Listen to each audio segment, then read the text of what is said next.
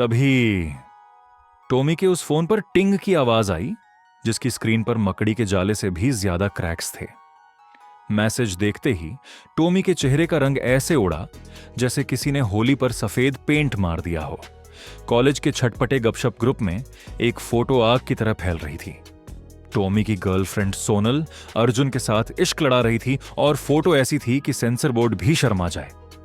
Tommy की आंखें फटी की फटी रह गईं, जैसे किसी ने उसे 7:30 का लाइव टेलीकास्ट दिखा दिया हो।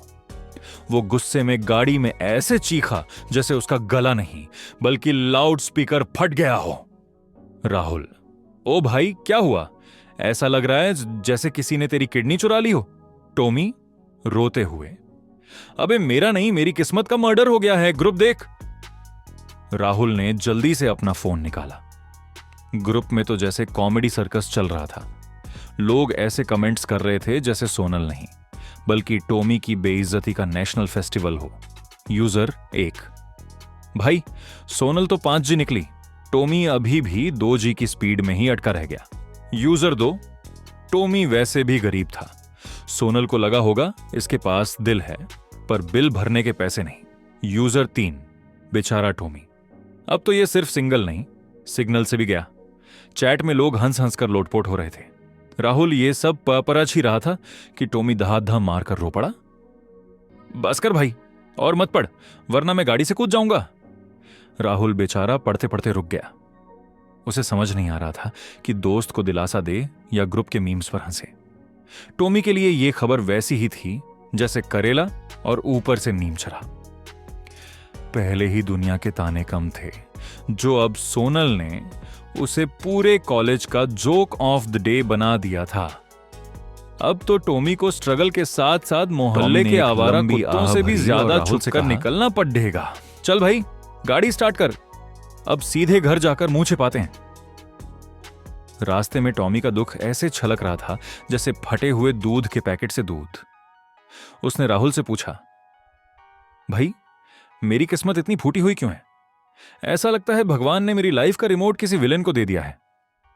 राहुल ने अनुभवी दार्शनिक की तरह उसके कंधे पर हाथ रखा और बोला, देख भाई, हम जैसों के साथ अक्सर ऐसा ही होता है।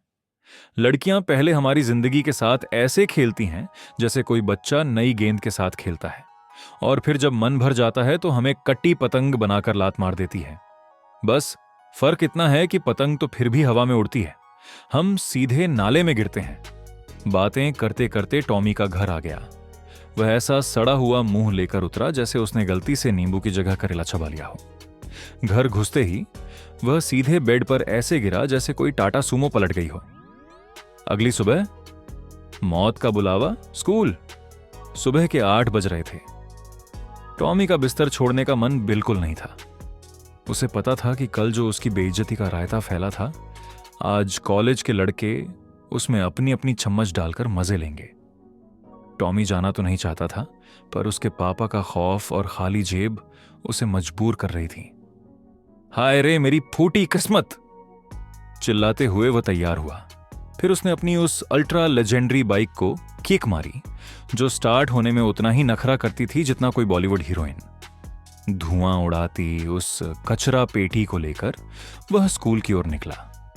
रास्ते में उसने एक चाय की टपरी पर ब्रेक मारा। जेब से 20 रुपए का भारी भरकम बजट निकाला। 10 रुपए की चाय और 10 रुपए के बिस्कुट। बिस्कुट भी ऐसे कि चाय में डुबोते ही आत्महत्या कर लें। नाश्ता निबटाकर वह भारी मन से फिर से रवाना हुआ। स्कूल का वीआईपी स्वागत जैसे ही वह स्कूल पहुंचा, नजारा देखने लायक था। जहां बाकी स्टूडेंट अपनी चमचमाती रईस खानदान वाली गाड़ियों से उतर रहे थे, वहीं हमारा टॉमी अपनी खटारा बाइक पर ऐसे एंट्री मार रहा था जैसे कबाड़ खाने का कोई ब्रांड एम्बेसडर हो। किस्मत का खेल तो देखो, आज स्कूल की पार्किंग में इतनी भीड़ थी कि टॉमी की बाइक के लिए 1 इंच जगह भी नहीं बची थी। ऐसा लग रहा था जैसे पार्किंग स्टैंड भी उसे चिढ़ाकर कह रहा हो, भाई यहां सिर्फ गाड़ियां खड़ी होती हैं, कचरा नहीं। टॉमी अपनी उस लोहे के ढेर जैसी बाइक को लेकर पार्किंग में इधर उधर भटक रहा था। तभी वहां कॉलेज का सबसे अमीर और बिगड़ा हुआ लड़का विक्की अपनी चमचमाती स्पोर्ट्स कार से उतरा। उसने टॉमी की बाइक को देखकर नाक सिकोड़ी और बोला, अबे ओ टॉमी, ये यहां क्या खड़ा कर रहा है? म्यूनिसिपैलिटी वाला डस्टबिन आगे वाली गली में है, वहां डाल के आ इसे। आसपास खड़े लड़के लड़कियां ऐसे हंसे जैसे किसी ने फ्री का जोक सुना दिया हो। टॉमी का मन तो किया कि विक्की के टायर की हवा निकाल दे, पर उसे याद आया कि उसकी खुद की बाइक की चेन ढीली है। उसने मन ही मन कहा, बेटा हंस ले, जिस दिन लॉटरी लगेगी तेरी कार खरीद के उसमें गाय का चारा भरूंगा। जैसे तैसे एक कोने में अपनी विंटेज कचरा गाड़ी को फंसाकर टॉमी क्लास की तरफ बढ़ा। क्लास में एंट्री, बेइज्जती का दूसरा राउंड। जैसे ही टॉमी ने क्लास में कदम रखा, सन्नाटा छा गया। फिर अचानक पीछे से आवाज आई, ओए देखो, कल का मजनू आ गया। भाई सुना है कल तेरी पतंग कट गई? राहुल ने बीच बचाव करने की कोशिश की। अबे चुप करो बे, बेचारा पहले से परेशान है। तभी टॉमी अपनी टूटी हुई बेंच पर बैठते हुए बोला, परेशान नहीं हूं भाई, बस ये सोच रहा हूं कि मेरी लाइफ में खुशियां आउट ऑफ स्टॉक क्यों रहती हैं। ऊपर वाले ने मेरी तकदीर शायद पेंसिल से लिखी थी और फिर लिखना भूल गया, बस रबर चलाता रहा। तभी क्लास में प्रोफेसर खद्दूस सर आए। उन्होंने टॉमी को देखते ही कहा, टॉमी कल का होमवर्क कहां है? टॉमी धीरे से बुदबुदाया, सर कल दिल टूट गया था, होमवर्क करने बैठता तो पन्नों पर आंसू गिर जाते और स्याही फैल जाती। पूरी क्लास फिर से ठहाकों से गूंज उठी। टॉमी ने अपना सिर पकड़ लिया और सोचा, आज का दिन तो बस शुरू हुआ है, अभी लंच ब्रेक की बेइज्जती तो बाकी है। अब क्या होगा टॉमी का? क्या लंच टाइम ने टॉमी को और बेइज्जती झेलनी होगी क्या? टॉमी अब कुछ करेगा क्या, बेइज्जती बस पाएगा हमारा। टॉमी बेचारा, टॉमी कौन है, यह है जानने के लिए सुनते रहिए।